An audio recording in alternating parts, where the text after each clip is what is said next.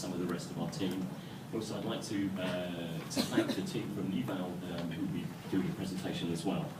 So, Unity has grown a bit over the few years. So, this is the first team photo of the Unity team in 2003. So, there's the three original founders with David Helgeson, Joachim Ante, and Nick Francis. So, yeah, this was, if you like, the team where they started in a rather small office in Copenhagen. We've now grown to over 200 people. So the photograph underneath was taken at our Unite conference in Amsterdam last month. And the photographer was nearly 200 meters away from all of us, so they could get everybody in the shot. And we had a boat as well, which was nice. So, as you know, Unity is a cross-platform solution, and so our tools are designed to run both on PC and Macintosh, and also you can use Unity to publish content onto PC, Mac, and to a number of different platforms. So we've just introduced support for publishing to Linux. So actually there now have been 2 games released, published on Linux now, so with Rochard, which was part of the Humble Indie Bundle 6, which has just been released, and a game called Cubeman as well from 3 Sprockets down in Australia. So that's a standalone player for Ubuntu, which will run on both 32-bit and 64-bit versions. We also obviously have the ability to publish to web browsers. So we have a plugin that you can use with a range of different, all the main sort of commercial internet browsers. And we also work with a native client version that you can deploy straight into Chrome. We can also build content into a range of different mobile platforms. So we support iOS for iPhone and for iPad and iPod Touch. We introduced an Android build about sort of 18 months ago. We can also deploy to Flash using Flash 11 and the States 3D accelerated features to support 3D content, which again it gives you access to a lot of different desktop builds.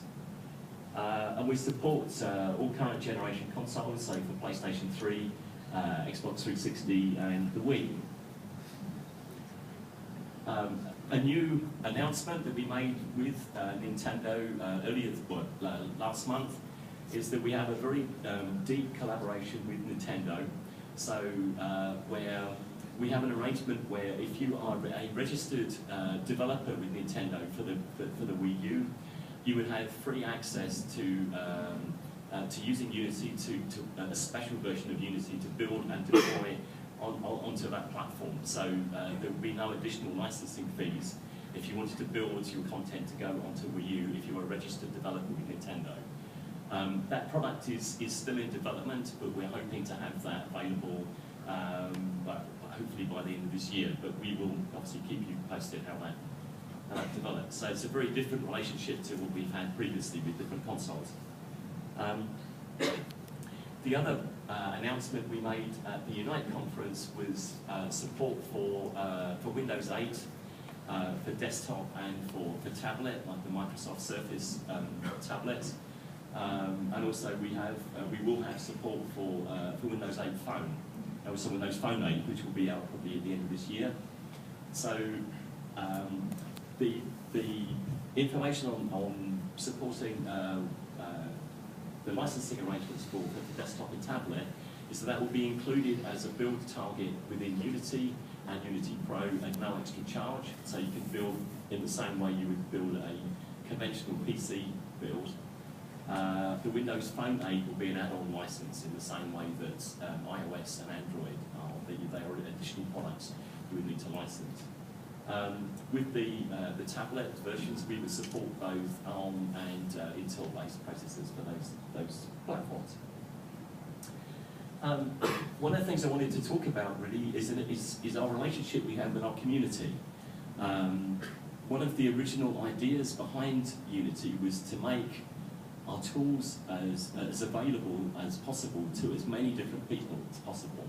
So they could go off and make awesome games and awesome content and be successful, and then reinvest that back into us as a company. So as Unity grows and our community grows at the same time, and so we try very hard to make sure we have good relationships with our community. So we have a team of people like Oleg that are evangelists that go out and try and work to support interest groups or groups of developers that want to look at developing game jams or to help set up user groups, but also to run workshops and to help you learn to get the best out of our product.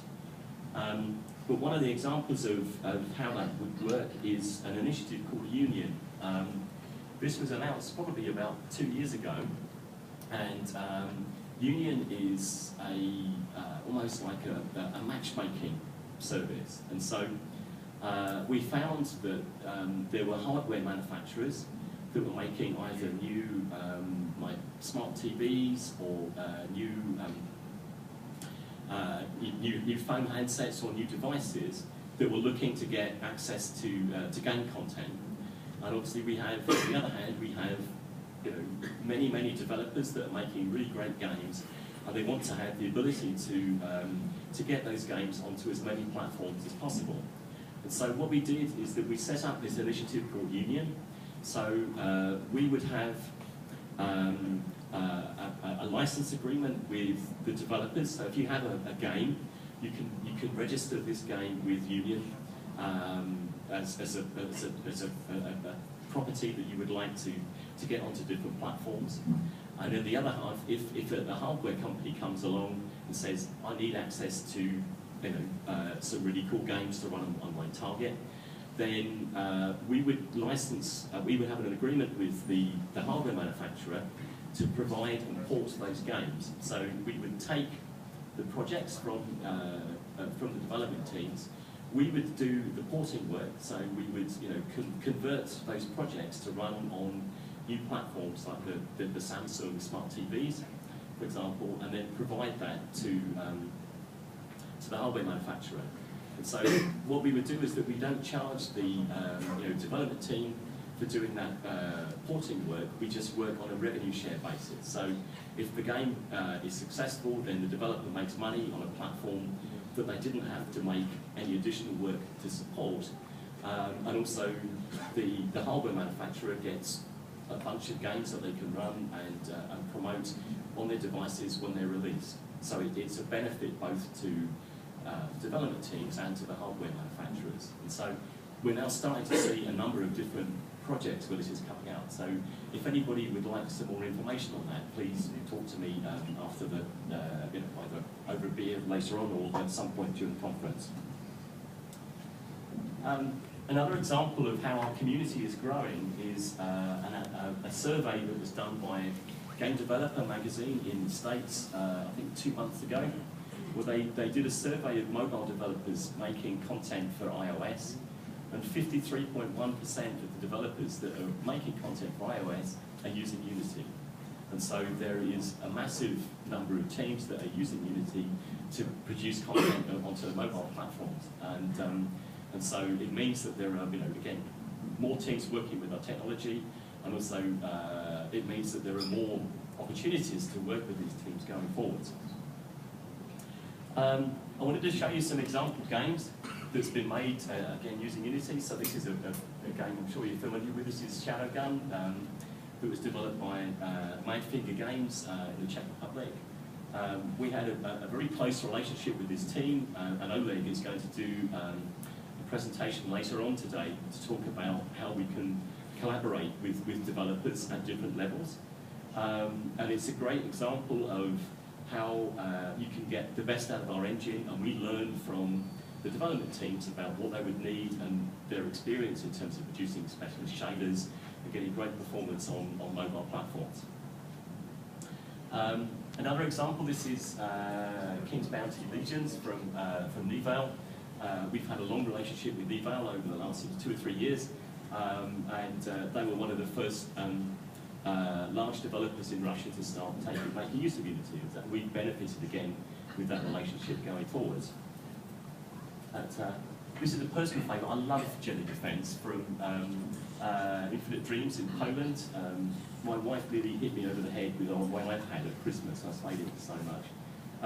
I think, again, a great example of good gameplay, interesting graphical design, and a very efficient use of animation and characterization within the game. This is a game called Ski Safari.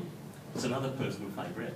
This was an interesting example. This is built by 2 people, and they entered our Flash competition that we produced at Christmas last year, where they had to make a game in 2 weeks and submit this game in 2 weeks, and Ski Safari was the game that they submitted. And this is one of the finalists that we had in the competition. They went off and then ported the Flash version onto iOS, and when it was released, it was the #1 iPad paid app in the US and in Australia and in the UK. And in the US, it dislodged Angry Birds Space as the #1 paid app for that particular week. So a very successful product that was developed and is now available on different platforms by an extremely small team. And also a really nice example of 2D gameplay. So I've also got some examples of games that have shipped on iPad in the last month, so in September. This is Avengers Initiative, which is it's a brawler where you get to smash people with as the Hulk, which is huge fun. It's a bit alarming for the people on the plane when you start doing Hulk ground. But this was developed by Wide Load Games for Disney, and again it was #1 paid app, and it's a great example of a high production value, large team, very polished product, and it's great fun to play. The next game, you may not be aware, this is a game called The Room. This again is developed by an extremely small team called Fireproof Games in the UK. They are technical artists from the Criterion studio that worked on the Burnout franchise, so very, again, a lot of experience in console work. But this is the first project that they've done in Unity and their first IP, and they had 2 people working on this for the majority of the time, and it's produced, I think, the most spectacularly attractive game to look at. It's a puzzle game where you have like a series of puzzle boxes and safes that you have to unlock and open, which then tells you a story, which is a bit like an H.P. Lovecraft like supernatural story. But beautifully lit and great use of light mapping. But again, very simple, very small team that's worked on this product. And that again, that was a #1 selling paid app in the US and in the UK. I have it on an iPad. If people would like to look at it later, I'd be happy to show you. The last one, I think, might sell a few copies. That Rovio have used Unity for building the iPhone and Android versions of Bad Piggies. So, and it looks and plays in exactly the style you would expect from the Angry Birds team.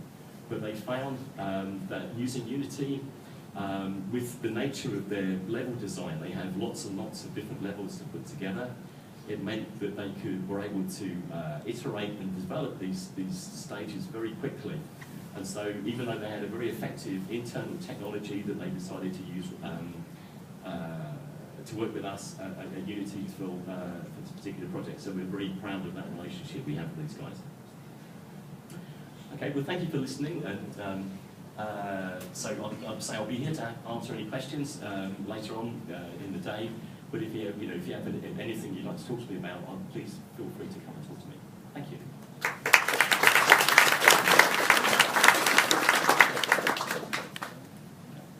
Да, если хотите вопрос, я с удовольствием буду по-русски. Думаете, возникли сразу вопросы? Сразу. Отлично.